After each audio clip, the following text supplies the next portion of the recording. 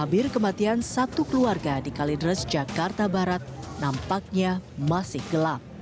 Lebih dari 2 pekan, kasus ini masih terselimuti misteri karena hingga kini pihak kepolisian belum bisa menyimpulkan penyebab dan juga motif dari kematian 4 anggota keluarga yang tinggal di rumah tersebut. Namun berbagai temuan dan fakta satu persatu kini mulai diungkap oleh penyidik Polda Metro Jaya. Direktur Reserse Kriminal Umum Polda Metro Jaya, Kombes Hengki Haryadi mengatakan, Dian Fabiana Apsari Dewi, 42 tahun, yang merupakan anak dalam keluarga tersebut sebagai yang terakhir meninggal di dalam rumah. Dian menyusul ibundanya Reni Margareta Gunawan, 68 tahun, dan ayahnya Budianto Gunawan, 71 tahun, dan terakhir Budianto Gunawan, sang paman, 68 tahun. Lantas mampukah teka-teki tewasnya satu keluarga ini dapat terpecahkan dengan adanya temuan fakta baru ini? Tim Liputan, Jakarta.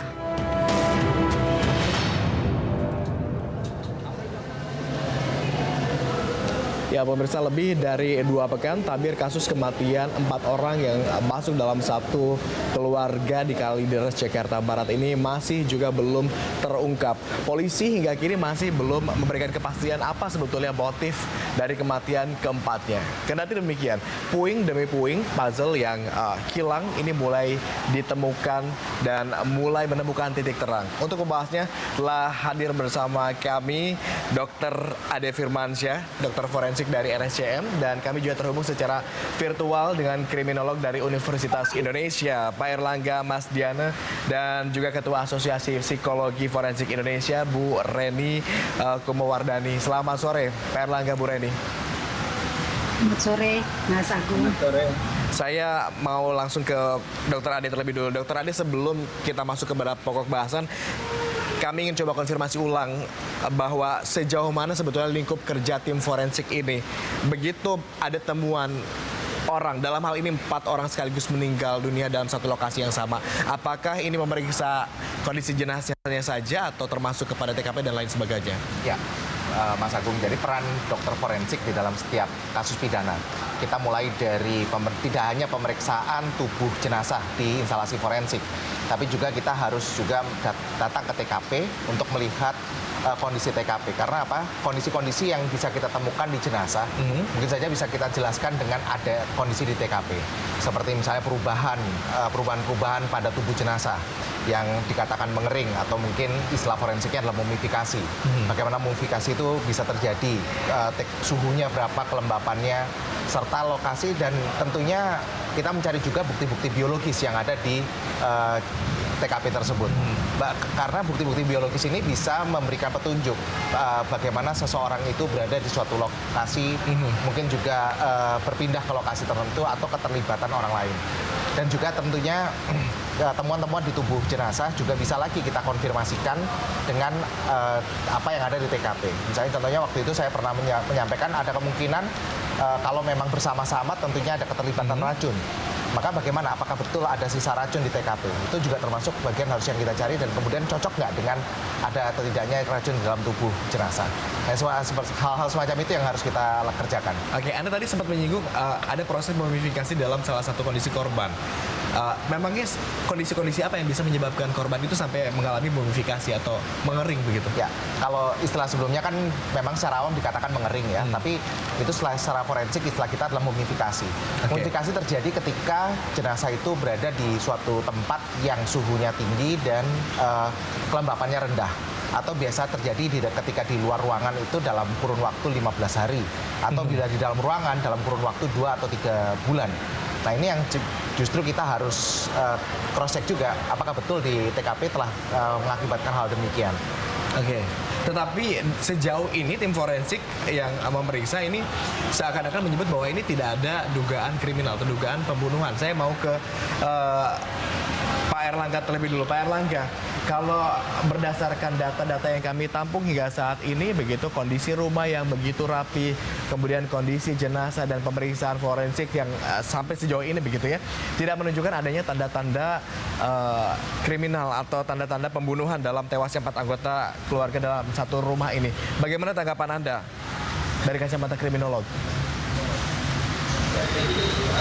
Persoalan satu keluarga yang meninggal ini kan sebenarnya persoalan yang unik ya. Jadi memang sulit untuk bisa kita ungkap siapa pelakunya. Karena apa? Karena proses interaksi antara keluarga dengan orang lain itu yang kelihatan sangat-sangat tertutup dan kemudian tidak ada jejak-jejak ya dari tindakan-tindakan kejahatan. Nah makanya kalau saya sih bisa menyimpulkan bahwa mereka itu adalah kelompok yang melakukan tindakan tindakan menyakiti diri sendiri atau tindakan kalau dalam istilah lainnya adalah suicide atau melakukan tindakan bunuh. Nah persoalannya adalah persoalan yang latar belakangnya apa yang itu memang harus kita cari yang lebih detail karena memang persoalan kejahatan itu adalah persoalan interaksi antara siapa, antara pelaku dengan korban kejahatan. Nah problemnya di sini pelakunya yang sulit untuk bisa terdeteksi ya. Nah kita berharap kepada pihak kepolisian untuk dapat mengungkap persoalan kejahatan ya. Sebenarnya kalau misalnya tindakan bunuh diri itu sebenarnya ada yang mengatakan bahwa ini adalah tindakan kejahatan, ada juga yang mengatakan bahwa ini adalah tindakan bukan tindakan kejahatan. Nah, yang perlu dicermati adalah persoalan interaksi antara korban kejahatan atau mereka yang menjadi korban meninggal dunia itu karena faktor apa. Baik, ini nah, persoalannya adalah apakah persoalannya personal ataukah persoalannya adalah persoalan kolektif atau karena dipengaruhi oleh lingkungannya sehingga terjadi tindakan meninggal dunia dari para korban itu. Nah itu yang memang harus dikritisi, yang harus dibuka, diungkap oleh pihak kepolisian. Baik, saya ke Bu Reni. Nah ini yang Bu Reni, Anda sependapat bahwa berbagai temuan-temuan ini mematahkan dugaan bahwa ada tindak pembunuhan di dalam tewasnya keempat korban ini? Ya, kalau kita bicara pembunuhan, berarti kan ini kematian tidak wajar akibat dari orang lain ya yang melakukan sehingga terjadinya hilang nyawa pada korban.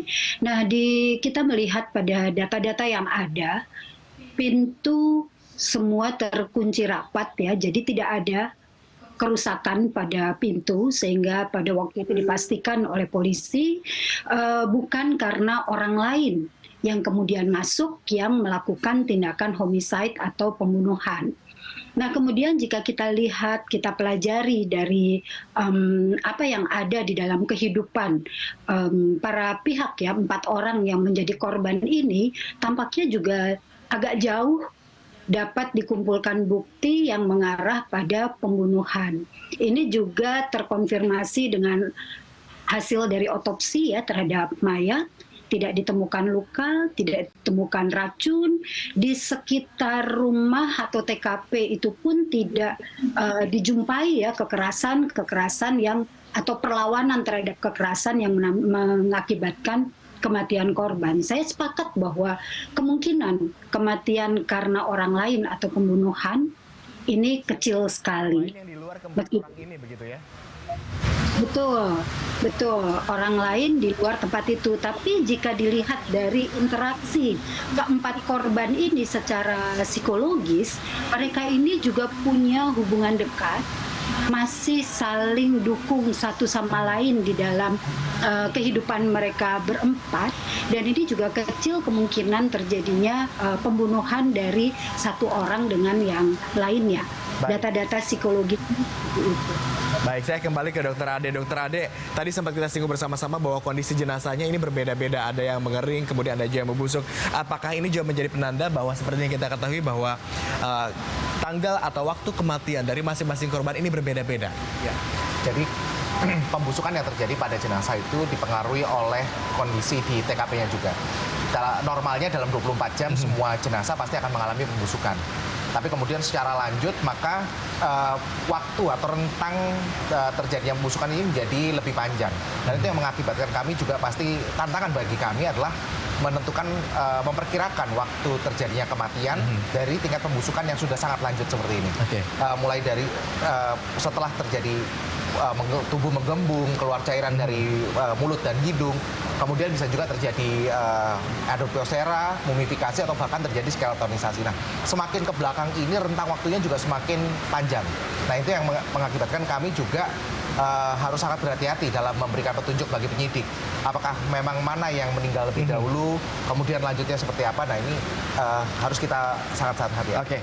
Sempat ada pemeriksaan dilakukan oleh pihak kepolisian begitu yang menyebutkan bahwa sempat rumah tersebut didatangi oleh beberapa orang yang hendak melakukan transaksi jual beli begitu, karena rumahnya rencananya mau dijual. Kemudian pada saat diketahui di sana sudah ada tercium bau busuk dan diakui bahwa sudah ada ibu begitu yang berada dalam kondisi meninggal. Bahkan terkonfirmasi bahwa ibu tersebut diperkirakan meninggal pada bulan Mei 2022 lalu. Artinya ada mayat yang jenazah yang berada di dalam rumah tersebut, dan sisanya yang lain yang masih hidup itu tetap beraktivitas di rumah itu. Saya mau ke Bu Reni terlebih dulu. Bu Reni, jika ada warga yang tetap melaksanakan aktivitas normal sehari-hari begitu sementara di sekitarnya ada jenazah yang dibiarkan begitu saja, ini tentu menjadi hal yang rasa-rasanya tidak wajar begitu.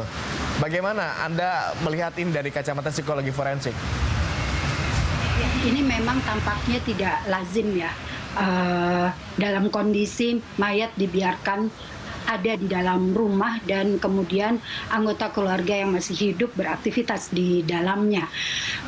Kalau kita telusur lebih lanjut, keluarga ini tampaknya mulai kesulitan ekonomi. Itu terlihat dari Desember hingga Januari, itu banyak sekali pengeluaran yang sangat signifikan. Bahkan barang-barang mulai dijual, dan menurut informasi yang ada, data yang ada, Agustus itu mereka sudah mulai nol ya. Tetapi mulai dari Desember, Januari itu memang pengeluaran yang sangat luar biasa.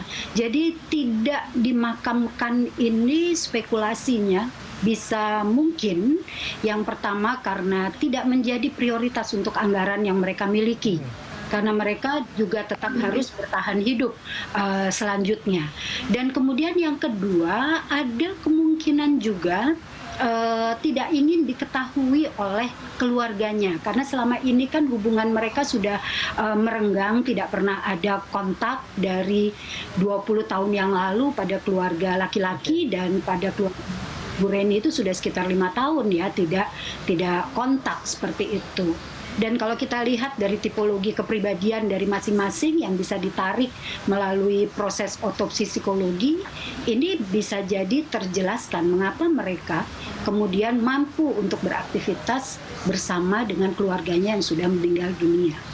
Baik, saya mau ke Pak Erlangga, tetapi kita harus tunda dulu dialog ini. Usai jeda pariwara, pemirsa, kita masih akan kembali membahas terkait 4 anggota keluarga yang meninggal di kawasan Kalideres, Jakarta Barat. Tetaplah bersama kami di Berita 1 Sore.